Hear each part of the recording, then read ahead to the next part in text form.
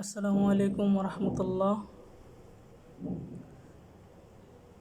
High বন্ধুরা, আমি এখন একটা দোয়া পরিবেশন করব। এই দোয়াটি হচ্ছে সকালে 3 বার, বিকালে 3 বার কেউ পাঠ করিলে যত প্রকার বিপদ আপদ হইতে মুক্ত করিবে।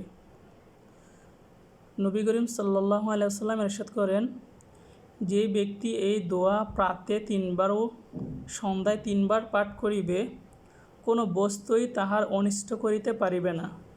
অন্য এক হাদিস মতে, প্রাতে পাঠ করিলে সন্ধ্যা পর্যন্ত এবং সন্ধ্যায় পাঠ করিলে প্রাতকাল পর্যন্ত আকস্মিক কোনো বিপদ তাহাকে স্পর্শ করিবে না। দোয়াটি হচ্ছে, বিসমিল্লাহিল্লাযী লা ইয়াদুররু মা'a ইসমিহি শাইউন ফিল আরদি ওয়ালা ফিস সামাই ওয়া হুয়াস সামিউল আলিম।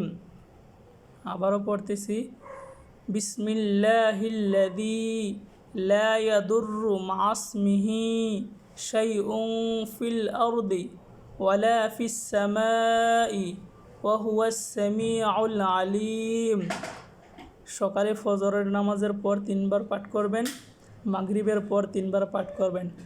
ইনশাল্লাহ এই দোয়াটা আমল করার চেষ্টা করবেন, যত প্রকার বিপদ আপদ হইতে আল্লাহ মুক্ত করবেন। ওকে, আসসালামু আলাইকুম রহমতুল্লাহ।